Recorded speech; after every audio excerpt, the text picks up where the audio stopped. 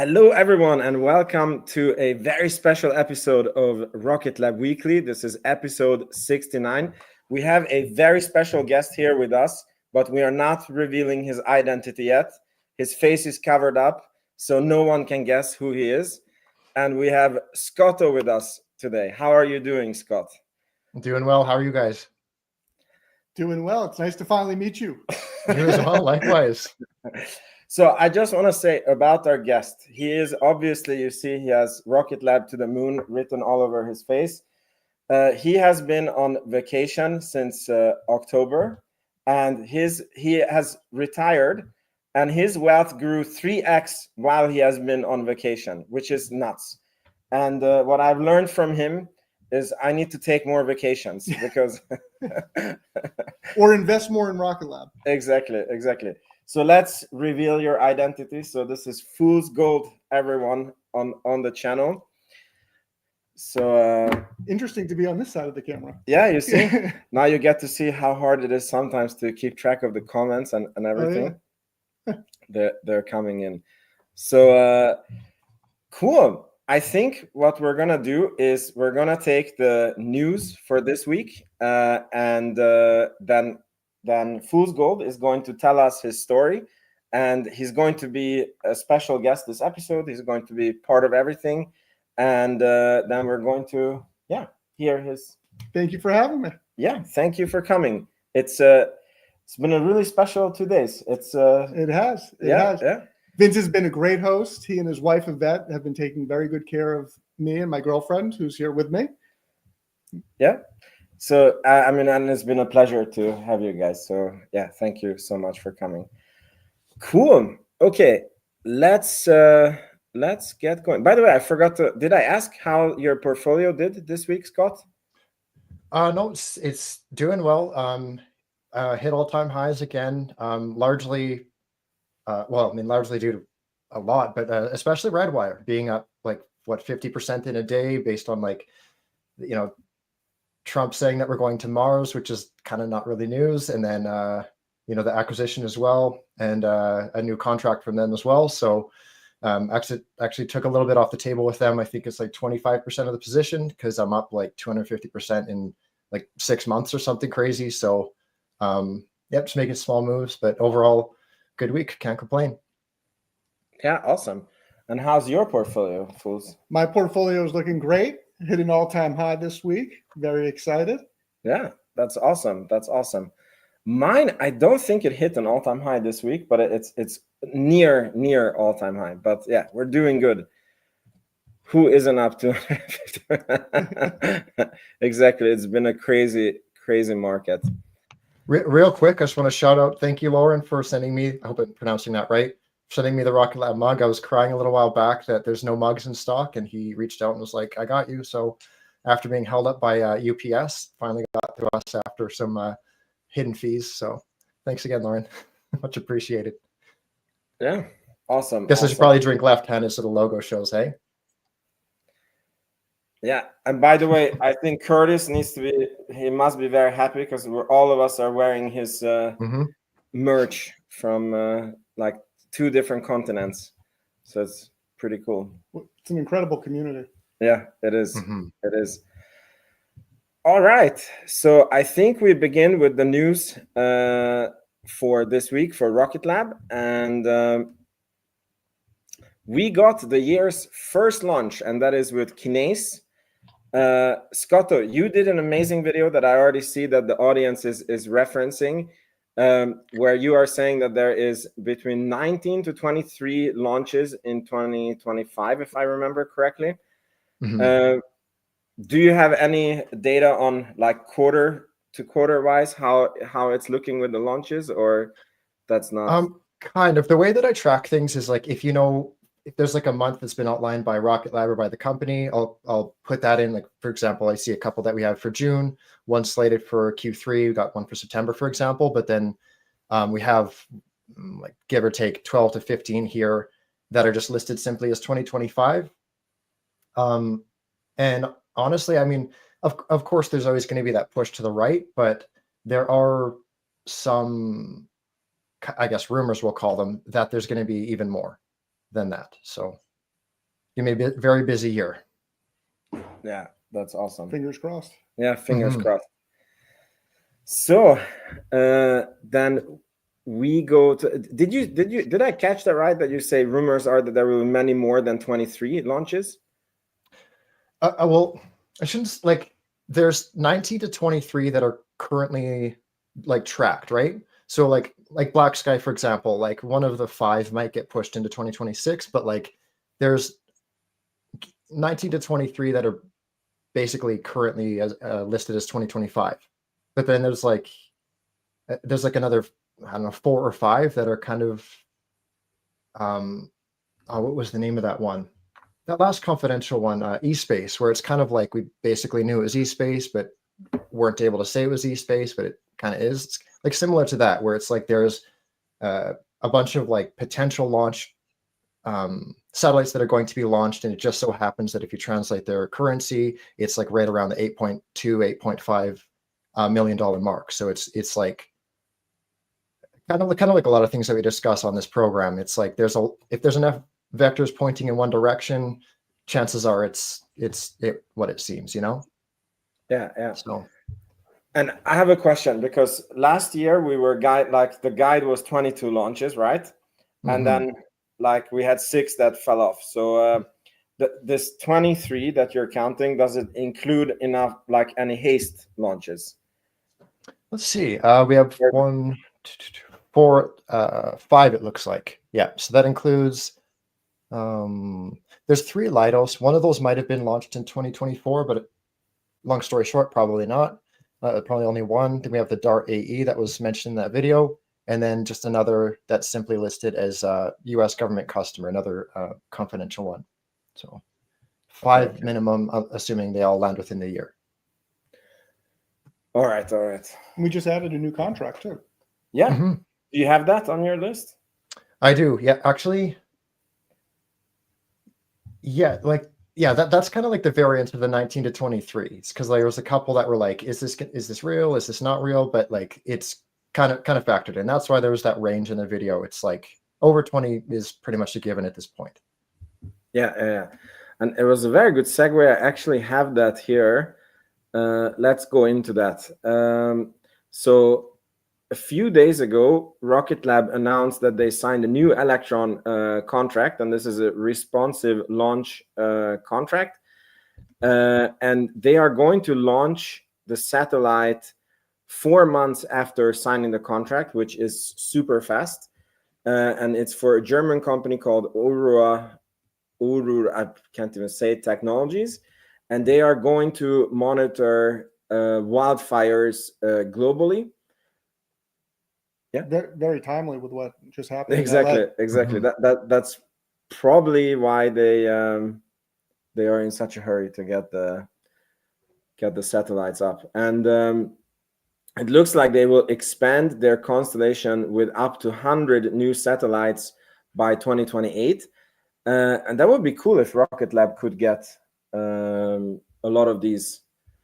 Because I believe that this mission, they will launch 8 satellites for this company. So if they want to expand it to 100, that's a cool 10, 12 Electron launches, right? Yeah, they currently have 3 satellites in orbit, from as I understand, and they have this 8 that's about to launch, and then there is, and this is kind of what we were talking about a moment ago, where there's another 8 that are planned to launch a few months down the road. So it's maybe the number 8 is just a coincidence of how many are ready at that given time, but it's not unreasonable to think that maybe 8 is just the maximum capacity for Electron, and that we can expect maybe a few more to be announced for Q4, and hopefully like maybe even quite a bit more in Q4. And despite what a lot of people say, it seems like the demand for Electron continues. Yeah. Absolutely. It's actually really surprising, because what also Scott said in his video, that we thought that with Electron, like it would take over with Neutron, that it would take over a lot of Electron customers. But I mean, Haste seems to be doing really good. It's impossible that Neutron would take that over. And the dedicated launch market is real. Like it's a real demand that people need to get a few satellites very fast into orbit, and Electron is there. Curtis, are you really up 10,000% this year? I just caught that. Or what is it? 1,080%. Oh, trailing 12 months. If you are, that is brutal, amazing. Yeah. And did you do that like without options? So like no call option, like just pure stocks? Yeah, we will see, I guess, when he yeah. Call me Curtis. So SpaceX made a mistake abandoning their original rocket. Yeah, it's actually really interesting that Rocket Lab is alive because SpaceX just went from the Falcon 1 to the Falcon 9. Right to it, yep. And then they just abandoned the market. Both.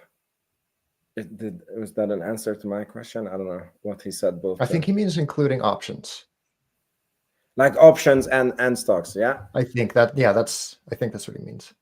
I think Curtis needs to be like Pelosi and start advertising what he's buying. Yeah.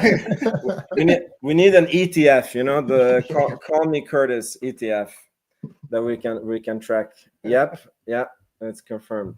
Yeah, very well done. That's really wild. I mean, you're also up. I'm up a great insane. deal. Yeah.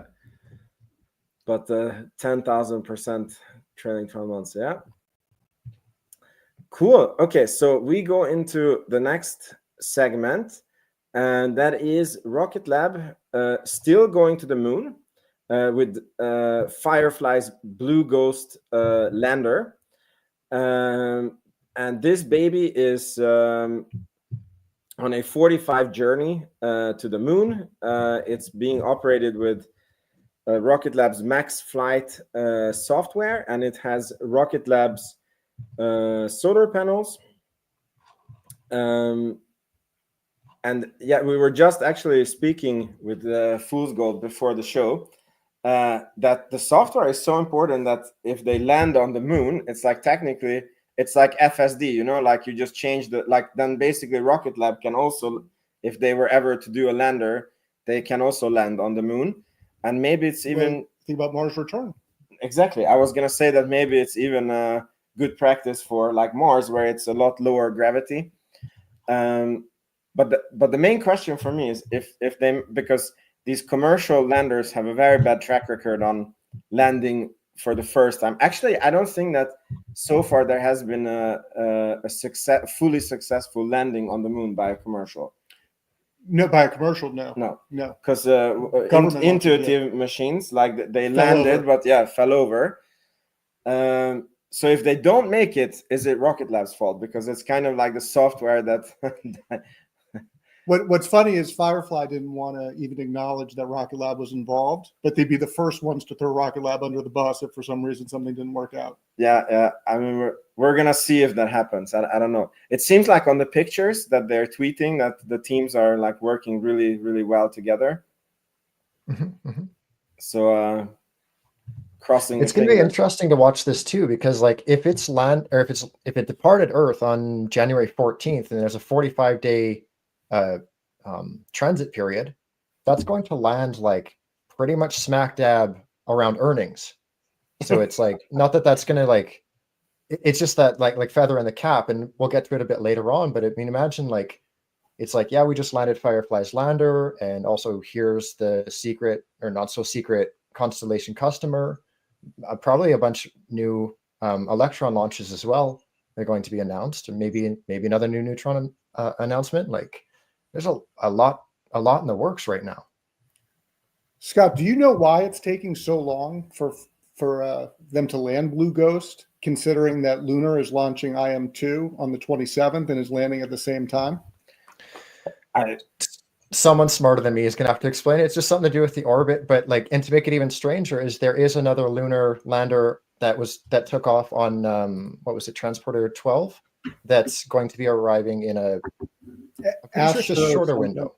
Yeah. So I think it must to do with orbital mechanics of like where they're going, and I think that if you this is my armchair, what is it, orbit or engineer, is that if you go on a try to go into the camera, like a very soft orbit and get like slowly closer and closer to the moon, then like I guess it's like easier to control when you're landing and the speed at which you're landing with, and then you can also like go straight at the moon, but then you're arriving at a very heavy speed, and yeah, that's my guess. But what do I know? Thank you so much, Curtis, for a stock to the kids account.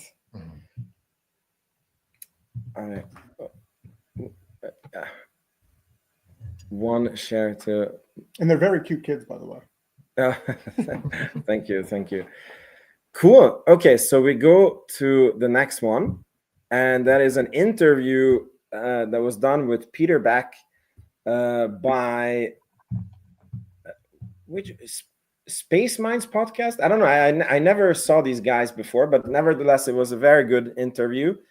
My favorite moment in it was Peter Beck talking about how he has two minds. He has like the space nerd mind, and he has the business mind. And whenever there's a conflict, then it's always the business mind that wins out. And he specifically mentioned that Rocket Lab could have gotten a historic pad at the Cape, but he was like, yeah, that pad is congested. It costs a lot of money. It wouldn't really work out. And the business mind took over, and they just got a meh pad at Virginia, but that was the one that made sense for the business. I love that way of thinking. I don't know, did you two watch the interview, and do you guys have like takeaways from it? I haven't watched this one in particular yet. I'm actually watching this tonight, but I've seen this particular host before. I think he was with what's the guy's name? Someone else from Rocket Lab, and got a good impression of the guy. But no, I haven't seen it yet. I did watch the interview, and it just again reminded me why I thank God every day that Sir Peter Beck is in charge of Rocket Lab. Yeah, exactly. Okay. I had to do something in honor of a guy here, and that is Curtis to the moon. It's crazy. A 10x on the portfolio. I'm mind blown. I mean, I'm also mind blown. Curtis is the man. Yeah, Curtis is the man. Exactly. The man, the myth, the legend. Exactly. So let me see. What have we covered now? Yeah, so we covered almost all the news. Now, there is a new one. Oh, sorry, I didn't switch. So Space Talks tweeted that the SDA is re-evaluating the $424 million T2 Transport Layer Gamma Award that was awarded to Terran Orbital, which Lockheed Martin bought, and York Space following a protest by Viasat. And what's interesting in this is I believe it's the one that we thought Rocket Lab had a chance to win back then. And they are saying here that 4 of the bidders are known, and there was 8 bidders in total. I mean, we kind of suspect that Rocket Lab was one of them, but they're listing here who are the possible other bidders that are unknown. And among those, we have our favorite Rocket Lab. Of course, we have the usual suspects: SpaceX, Raytheon, Sierra Space, the usual companies. So my question is, I don't know if I'm not an expert on how government contracting works, but is there a chance that the award, like this award, gets taken back and awarded to another player, and maybe that player being Rocket Lab? I really don't know. I mean, it'd be cool to see, but I wonder, like this is actually the first I've heard about this, but I'm kind of comparing it with the what's his name, like Derek. I'll just call it Derek. He often is he's kind of like the face of this whole program. Like every interview that I've seen about SDA has been with one guy, and he's apparently just been pushed aside, or I'm not sure exactly. Oh, Derek, yeah, Tournier. I'm not probably butchering that, but yeah, he was replaced in administrative leave. So between this news and Derek leaving, it's kind of like not surprising, but it given the seems new like it's administration. because of this. It seems like it's because of this, because there's allegations that he was like unfairly helping the companies win the bid. and this is why it says that the agency has actually decided, it says here, to reevaluate the proposals, establish a new competitive range, and then halt work and awards to the winners, basically. Work for awards. Yeah, I mean, it's not good news for the awardees, but be interesting to see what happens here. And I wonder if it's just for this, just for the Gamma one that we're talking about here, or if it's the overall program that's kind of being contested. It's going to be interesting to see. Yeah. Cool. So So what's your take? I just remember how shady it was that Lockheed Martin bought Terran Orbital, and then it Yeah. was announced the next day that they got the contract. Mm-hmm. So I hope there is some oversight to this. Yeah, Mhm. yeah. I guess more data to come. Yeah, we're gonna see what happens with this one. Okay, I see here in the comments, and I know that a lot of people are asking this. So Scott, is it really confirmed that it's Amazon?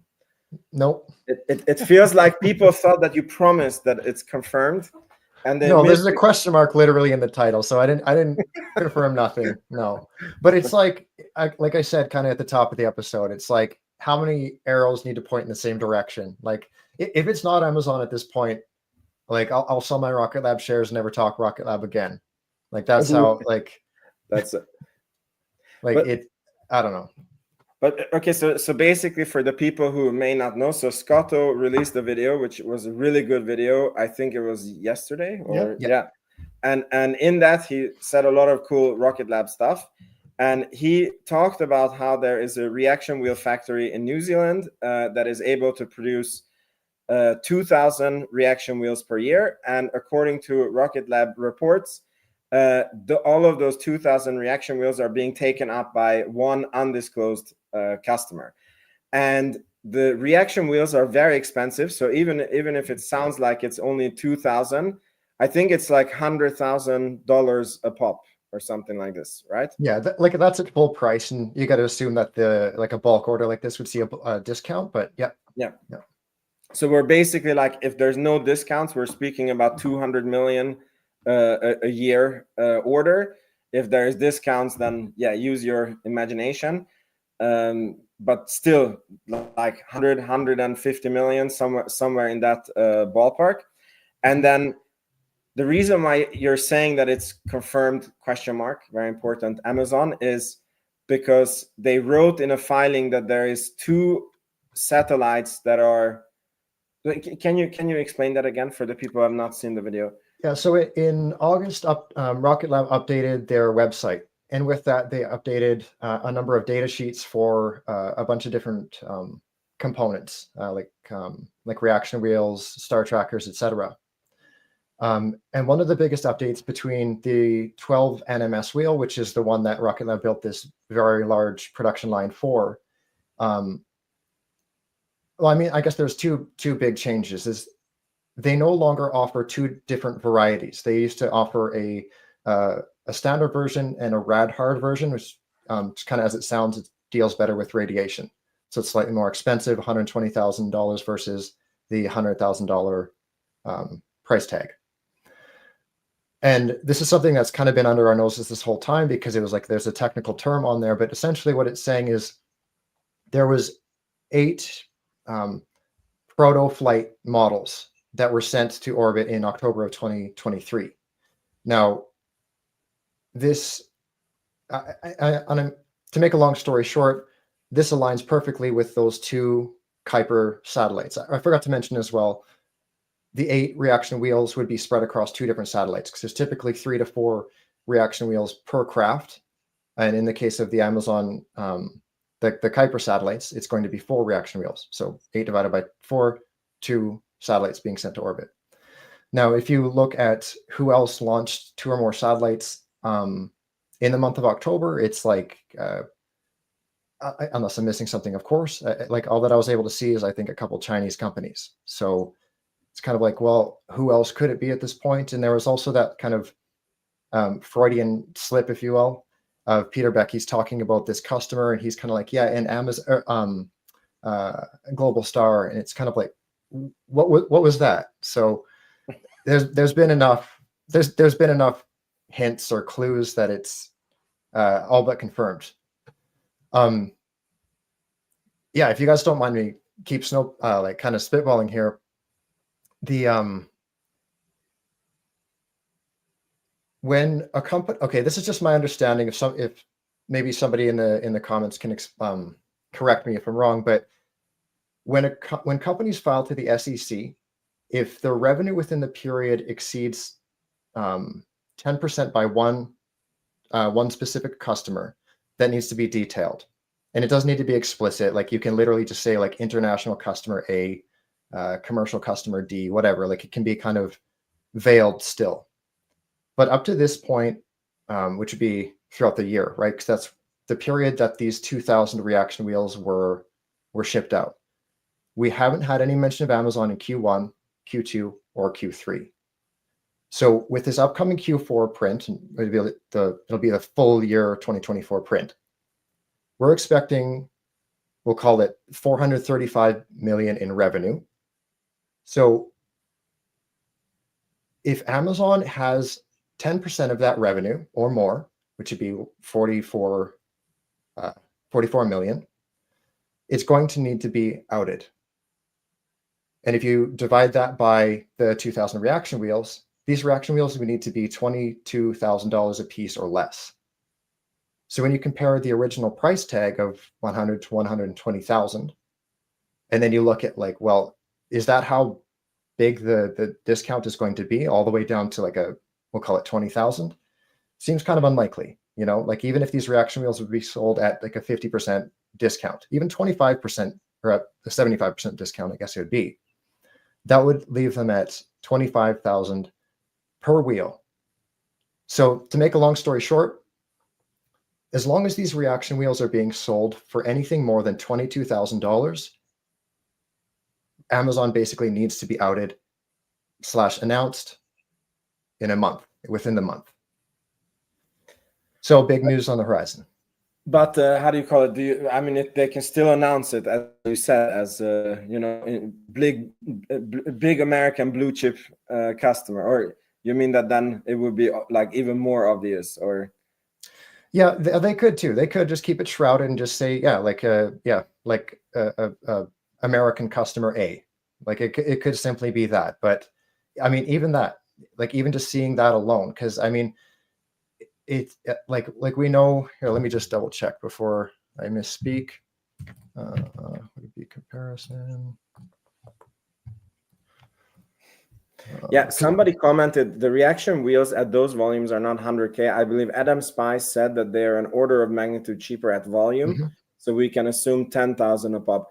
I don't think that, I don't remember Adam Spice saying it. The only thing that I remember when we had them in the interview, we asked them how it works. And he said that these big satellite customers, they give a discount.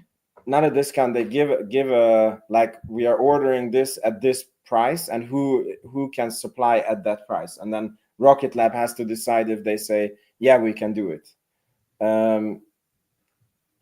But I mean, I highly doubt that it would be a 90% discount. Highly mm-hmm. doubt that.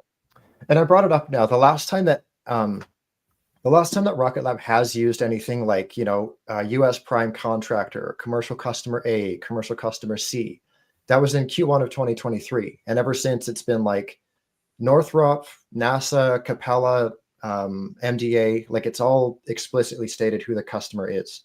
So, I mean, even if we do suddenly out of nowhere get like a, you know, US prime contractor listed as like a 10% or more of the revenue through the year, it is going to be fairly obvious, or at least, you know, help us point that in another direction. So, yeah.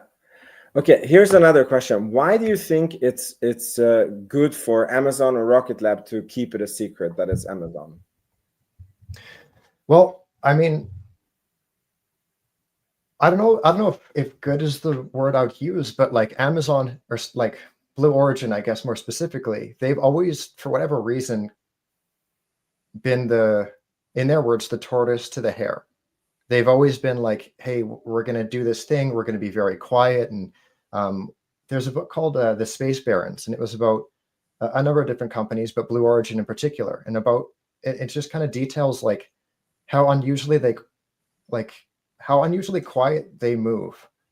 And as far as why they want to keep it a secret, I think I don't know. I really don't know. It could just be a matter of just wanting to move in silence, not giving you away, even the weight of the satellites, right? Because if it is this particular wheel, then you can derive that, well, it would be X amount of kilograms or whatever. Like, it's just kind of their way of kind of building a moat, I guess. Yeah. Well, all right. So, funny comment here. My space goes. Yeah. Hey, that was a great wiki that Space Ghost put together. Yeah. Yes. The Rocket Lab wiki. Yeah. We can maybe put that in the. Yeah, I cannot do it now, but if somebody can put it in the comment section. So it's basically Space Ghost compiled a, you could say like a repository of data for Rocket Lab where you can find anything and everything in one place. Yeah, again, what an amazing community that we've got people putting together resources like this. Mm-hmm. Yeah, definitely. All right, so we go to so that was the end of Rocket Lab news. Now there is a little bit of space news that I think is important for everyone's Rocket Lab thesis. We're gonna start with this one. Ooh, we have someone pop in here. Look who the cat dragged in. Hello, Mr. Hey. Wow. Hey, how's it going? Look, Hey, Dave. I have a special guest here. Yeah, nice to meet you in person. Very cool. Nice to meet you as well. Yeah. So how's the house buying going? Oh, man. We were out looking at houses again today, and I don't know. It's tough, right? Like, so many different houses. We have my wife's mom and my mom and dad came with us to share their opinion, and then it's, I don't know, maybe too many opinions and stuff. But we might be putting in an offer on this one we're talking about right now, like tomorrow. All right. So Yeah. What did I miss? Well, so far, what did you miss? Just the Rocket Lab news. We concluded that Amazon is the reaction wheels customer. Scotto really did. Dave, what's your take? Are you on the Amazon train? Oh, of course, yeah. Okay. I mean, before your video that just came out, I was like 99.5%, and now I feel like I'm 99.95%. You know, Agreed. so we moved the nines over one decimal place, but Nice. it was already pretty. I'm pretty sure about that one. Dave, do you have any opinion on why do you think it's good for them to keep it a secret, like for Rocket Lab or Amazon or? I think it's coming from Amazon. I think Rocket Lab would love to say we've got this big customer named Amazon, and it's Amazon that doesn't want to share that info. I don't know if it's because they don't want to share, they're not as vertically integrated, or they want to be more coy on timelines for when these parts are coming in, and then therefore, you know, when the satellites get built. But yeah, I guess they just play their cards a little closer to the chest for some reason. So fun is technically like an open secret, you know, like they don't want it to get out, and then. I mean, we saw that interview quite a while back where Peter Beck was like, it was Emma. Oh wait, Global Star. Yeah. So yeah. I don't know if you remember that one. The Freudian slip. Cool. So I'm just here to relax. I'm having a drink because I'm stressed out from all the house stuff. So. Okay. I wish I could give you some good advice, but I never bought a home for myself. I bought a lot of homes for investment properties, and then it's actually very nice because then you don't care about certain, you know, like if you like I had this guy and he was building the bathroom in a home that we were flipping, and he messed up the floor plan, you know, like we gave him a floor plan that the shower goes here, the toilet goes here, and he did like a mirror image. And then if that was my own home, I would have been like, you like how do you call it? Like jackhammer up the tiles that you laid and you fix it, but because it was a flipping, I was like, still works. Okay, good. We continue, Right. So it's a very different viewpoint. Dave, one question. So I know you had to sell some Rocket Lab stock to make this new house purchase possible. Yeah. Did your wife also have to sell some of her portfolio as well? Well, my wife she's selling some. It is a partnership she is now mostly a dividend investor at this point. So I think most of her stock sales will be, dividend companies like banks, and we have some like has she telecoms. Been listening to too much Matt Money or something? No, she just likes the certainty of the money coming into her account regularly and not having to worry about it, which I think is completely fine for her portfolio. And like, as I think we've all said, if you're not going to do a ton of research, maybe going with safer stuff isn't necessarily the worst thing. That's the direction Curtis is going now. Really? Yeah. Wow. Yeah. Okay. So it doesn't mean that your wife's portfolio is so big that it's like she can just live on the dividends now, or no. I wish. No. Yeah. Okay, cool. All right, so we go with the next item on the list, and that is that the SDA put out that for 2025 and 2026, they are going to have about $2.3 billion in commercial satellite services contracts. So that's the ones that people can, that is going to be RFP'd and people can submit bids for. The central piece of this is a 900 million maneuverable geostationary Earth orbit satellite program, which sounds really cool, because normally when you had the geostationary satellites, it's like 36,000 kilometers away from Earth, and as Earth is moving, it's always in the same position. And that was was cool with them, that they stay in the same position. If you're using this for military service, obviously it's very bad because it's always in the same position. So if your enemy knows where the satellite is, it's relatively easy to take it out. And I've never heard that there existed maneuverable geostationary satellites. So any one of you know anything about this? Is it something that Rocket Lab can maybe bid for? Oh, do you guys want a juicy rumor? Sure. Okay, real quick. These GEO satellites, these are like really heavy duty, right? These are going to be a lot larger than the 500, 600 kilogram ones, right? I thought I read that they're unusually small for geo satellites. I read something like that also, but the two can still be true, because I think that the old geostationary satellites, they were like school bus sized and like very, very heavy, and I think like when Scott says that they're heavy, it's like compared to the LEO satellites, they're heavy. Could be. Like it says there, second paragraph from the bottom, kind of capture innovations from small satellite sector, but I mean that can still range. So yeah, I would like to hear the rumor. For obvious reasons, I can't say where I heard it from, but allegedly Rocket Lab is working on a larger reaction wheel than the one that we've been talking about earlier. And seeing this, I'm like, that's a interesting crossover. And I don't know where you talking to that you always get these rumors. That would be interesting, Amazon. though. Amazing. Exactly. Yeah. So okay, but on this news, we can agree that that's a lot of contracts that Rocket Lab can bid for in 2025 and 2026. We don't know if they get it or not, but yeah, it's a lot of potential out there. Mm-hmm. Now, the next news, this is Fool's Gold has been telling me putting in good words about ASTS during his stay here.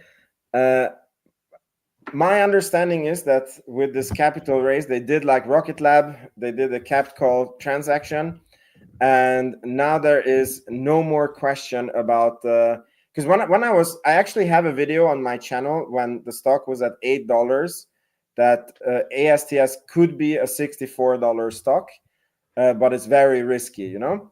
And since then, the stock has done amazing. But one of the things that I saw is that they are very they need to launch a lot of satellites, and they have very little money in the bank. And as far as I understand, this now solves it. So now they have enough money on hand to deploy their constellation. But maybe Fool's Gold or Dave or you guys know more about ASTS than me. So yeah, I mean, with this deal, they now have a little under $1 billion, I think, in the bank. And now the launch part, now that New Glenn just launched, the launch question is now taken care of, because ASTS is launching the Bluebirds on Falcon 9, ISRO, which is the Indian company, and then with New Glenn. So yeah, and I think the first launch is coming up in March with ISRO for the Gen 3 Bluebirds. Yeah, I mean, I think there's definitely been some positive news around AST lately, and I always said I kind of wanted to wait until we got some revenue going, because it's such a unique situation where they're going after such a massive market, but they don't currently have any revenue coming in. Their financial position looks a lot stronger than it did 2 years ago. I have to say that. Yeah. So you're a shareholder, Cool?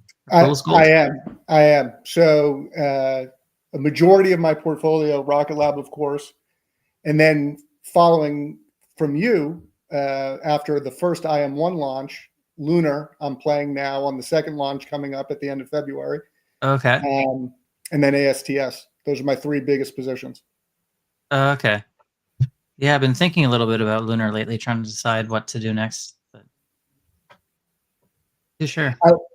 I'll never forget, after the IM1 launch, Vince was celebrating your success. And then in the comments, I was like, why are we talking about Lunar? This is supposed to be Rocket Lab Weekly. Oh, yeah. Yeah, they've done well. Yeah. All right. Scott, do you have any comments on AST? No, it's AST is one of those ones I feel like I don't know it well enough to speak about it. It's just like it kind of, as Curtis mentioned, just seeing the price to sales of over 1,000. I'm just like, okay, it's one of those, like I'm comfortably ignorant to this. I don't know. Yeah. I feel like that's a little deceiving, though. It's because, they haven't really started their operations yet. So it's like a constellation operator that has not yet deployed their constellation. You wouldn't expect the revenues yet. But I thought, even Palantir had a high price to sales, but this just is over. Even the price to book, though, like 13.2. That's, I don't know. Again, I'm speaking out of my lane. I don't know. No, I mean, for me, the biggest scare with the AST, which I mean, it still can be a very good company, is that I feel the revenue projections, they are projections based on, because correct me if I'm wrong, it's not that T-Mobile or AT&T, it's not that they guarantee customers to them, it's that they're going to offer space mobile to your current subscription. And then it's up to the customers to choose that or not choose that.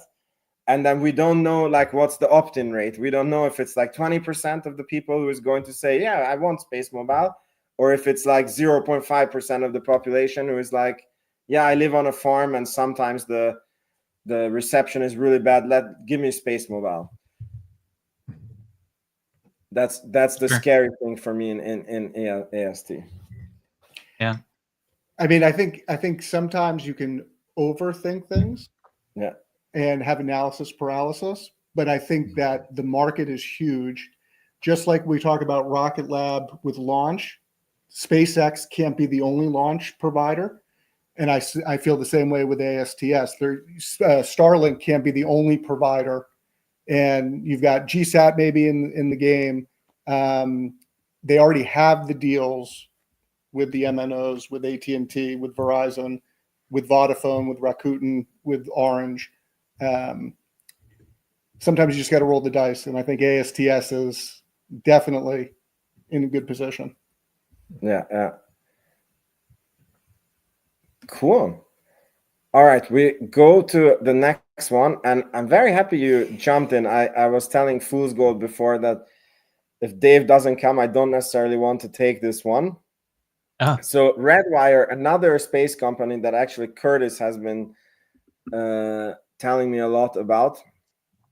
They acquired an edge autonomy, or they acquired a company, and it's, as Dave said, it's more like a merger because the other company is also very big compared to Redwire, and it makes them not 100% pure space company. Dave, do you want to give us a few words about this? Yeah, I mean, well, when I first saw the news, I guess I was just surprised because I know Redwire's been hovering around something, I think like $20 to $40 million in cash on their balance sheet, and then you see the news. Okay, they're spending about 100 to 150 million in cash plus a ton of shares. So this company almost potentially doubles their revenue next year, I believe, from what I read. So a very big deal. But they're doing like autonomous drones, getting more into like the defense side of things, which I do think Redwire's kind of been leaning into that direction lately. When you look at VLEO and their other acquisition, so that's 2 acquisitions in like a few months. And I didn't see either of them coming, but yeah, I think they did get a decent price on it, and it should. I mean, it's already a profitable company, so they should be adjusted EBITDA positive in the coming year, which de-risks a lot of the issues around it. Have you taken a look at it, Scott? You've followed Redwire.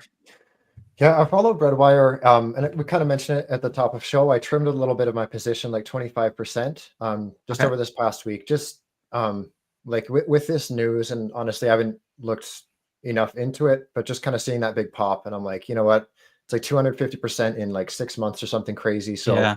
took a little haircut, and kind of rotating that into companies that are that don't have a price to sales of 1,000.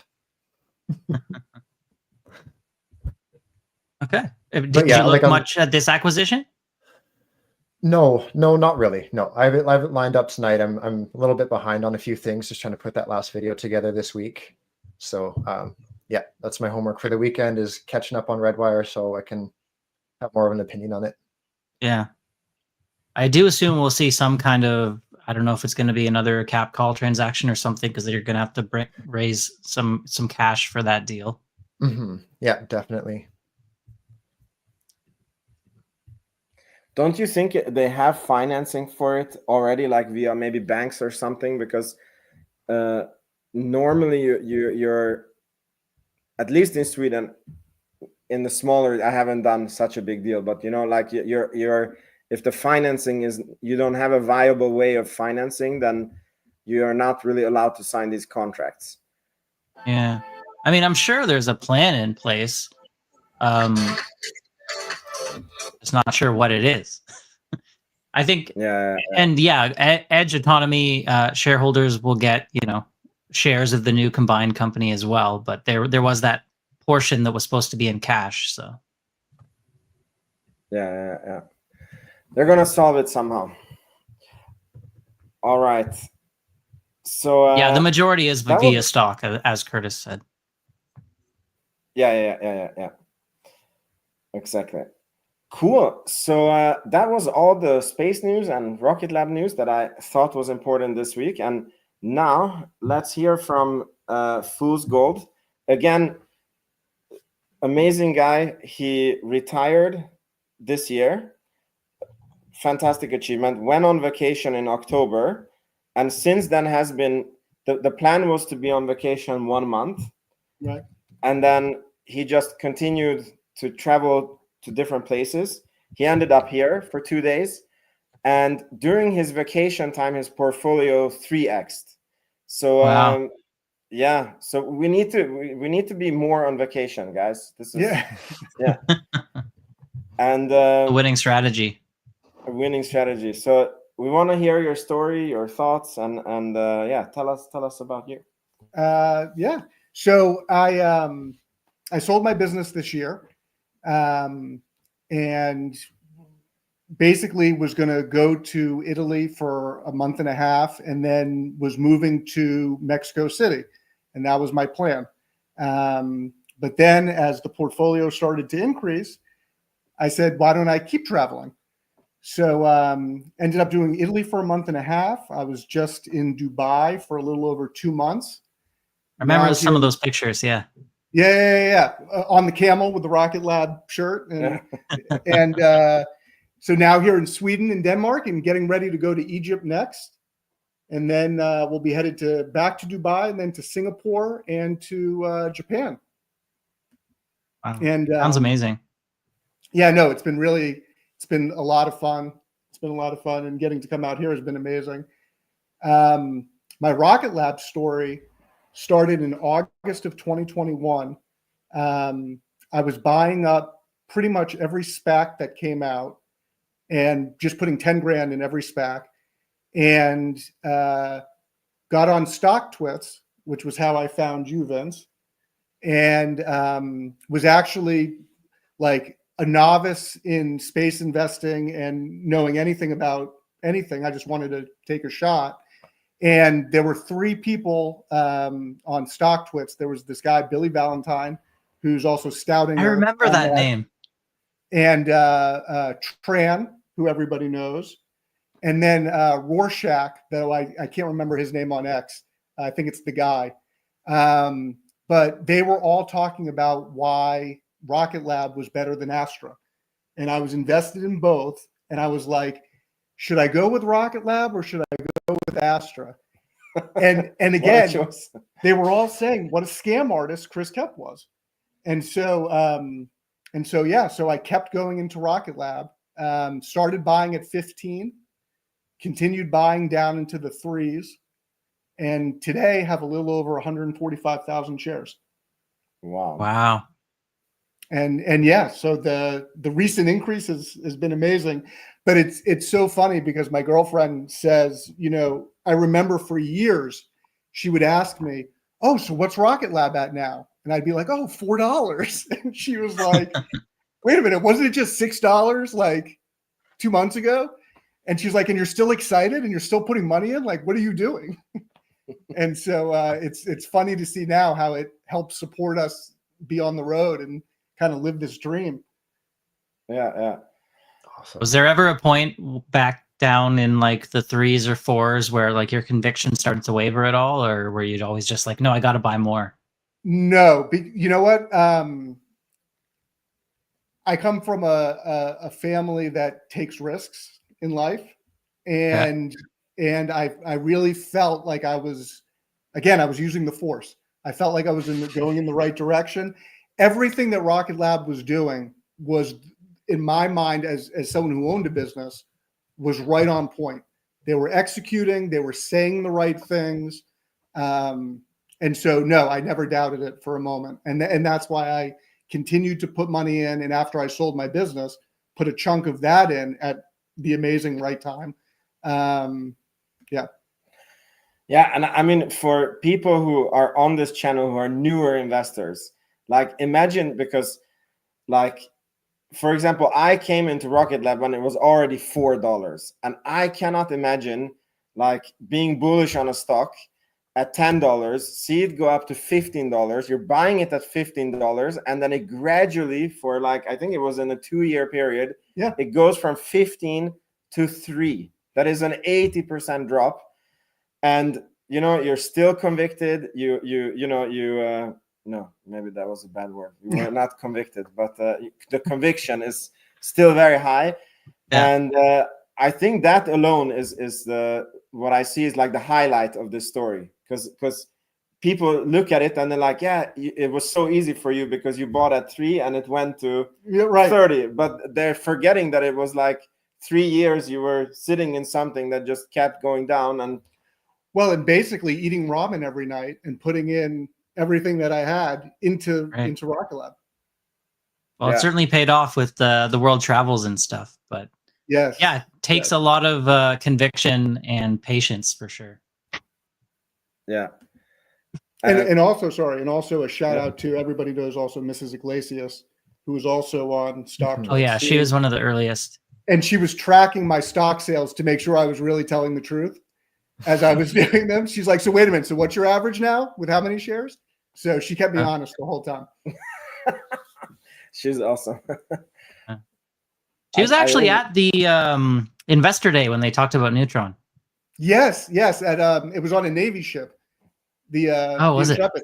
Yeah. Oh, that's cool. I've been to the Intrepid Museum.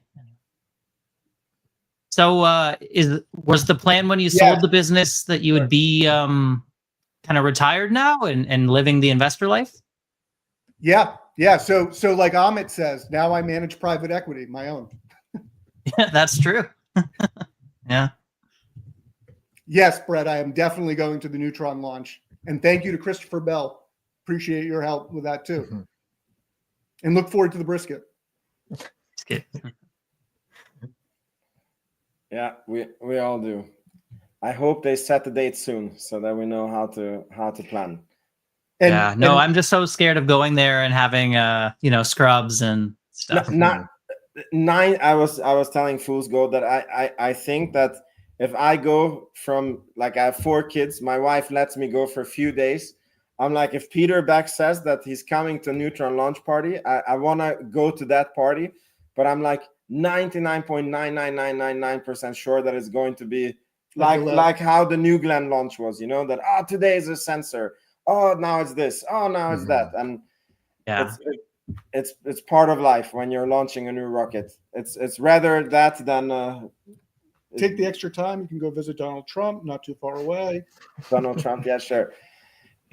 I've interviewed very amazing people on this channel, but I think he's over my. Well, you're talking about conviction. Oh, sorry. No.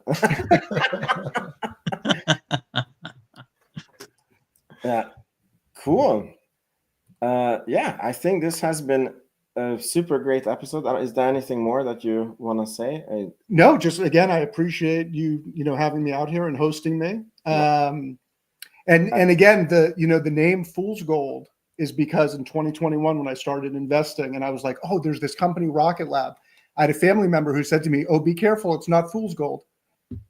And so here we are. Okay. What does that family member does the family know? Like what? Yeah. No, I send them. Yeah. This is where things are at. Yeah, all the time.